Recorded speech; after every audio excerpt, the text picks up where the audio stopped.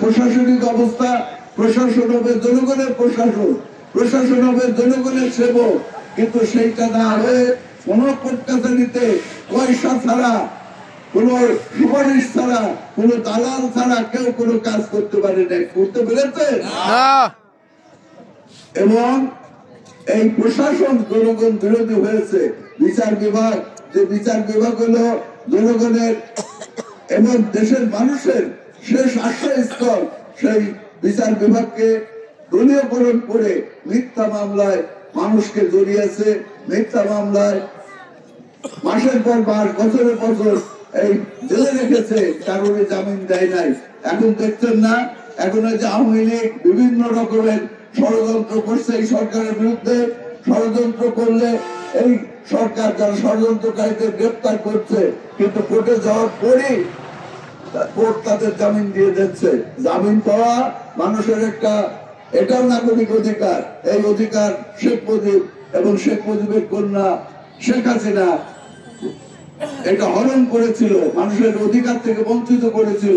মাসের পর মাস, বছর পর বছর মিথ্যা কেস দিয়ে, গায়েবী মামলা দিয়ে আমাদেরকে, আমাদের নেতা কর্মীদের বছরের পর বছর জেলে রেখেছে, আমাদের ঘনসূত্র দেয় নাই।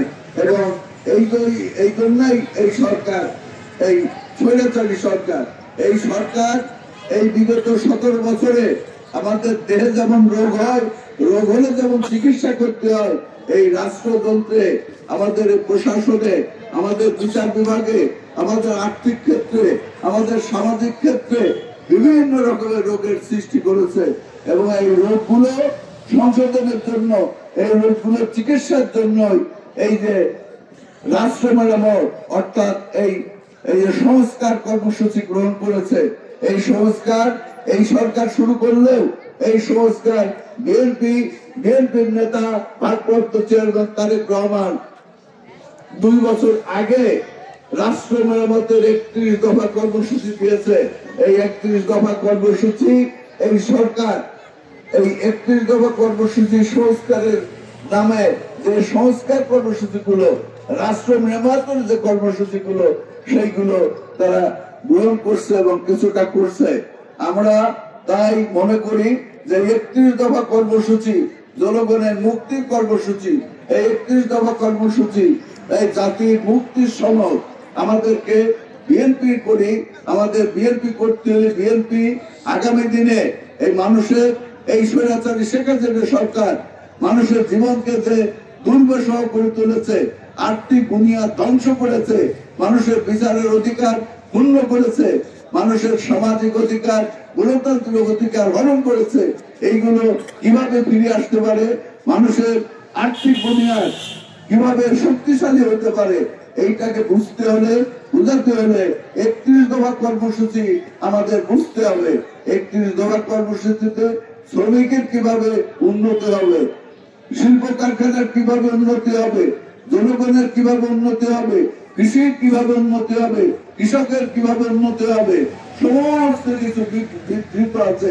জনগণ কিভাবে তাদের গণতান্ত্রিক অধিকার ফিরে পাবে, জনগণ কিভাবে তাদের বিচারিক অধিকার ফিরে পাবে, জনগণ কিভাবে তার আয় দিয়ে যেন তাদের দৈনন্দিন জীবন নির্বাহ করতে পারে, তাদের সংসার ধর্ম পরিচালনা করতে পারে, তার সন্তান সন্ততিদের ভরণ পোষণ করতে পারে, তার সন্তানদের লেখাপড়া সুচিকিৎসার ব্যবস্থা করতে পারে।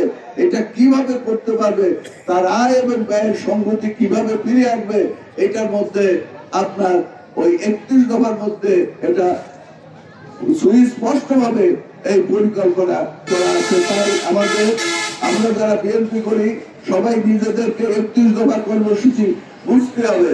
এই 31 দফা কর্মসূচিতে শ্রমিকের সমস্যা, কৃষকের সমস্যা, কৃষির সমস্যা, সামাজিক সমস্যা, বিচারিক সমস্যাই শুধু তুলে ধরা হয়নি।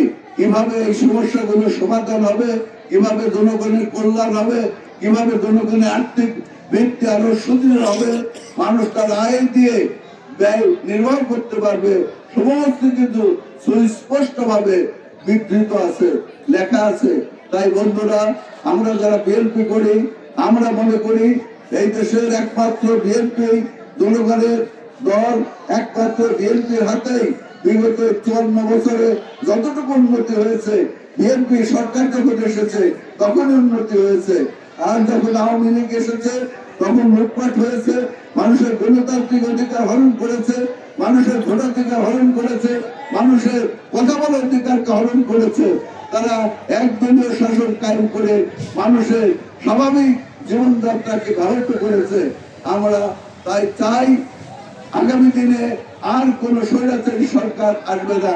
বিএনপি চায় এদেশের মানুষ, এই রাষ্ট্রের মালিক এই জনগণ, এই জনগণ ভোট দিয়ে যাকে যে দলকে পছন্দ করবে সেই দল ক্ষমতায় আসবে, সেই দলই এই দেশ শাসন করবে, জনগণের সুযোগ সুবিধা সৃষ্টি করবে, জনগণের আর্থিক বুনিয়াদ সুদৃঢ় করবে, দেশকে আন্তর্জাতিক ভাবে বিদেশি রাষ্ট্রের কাছে একটি মর্যাদাশীল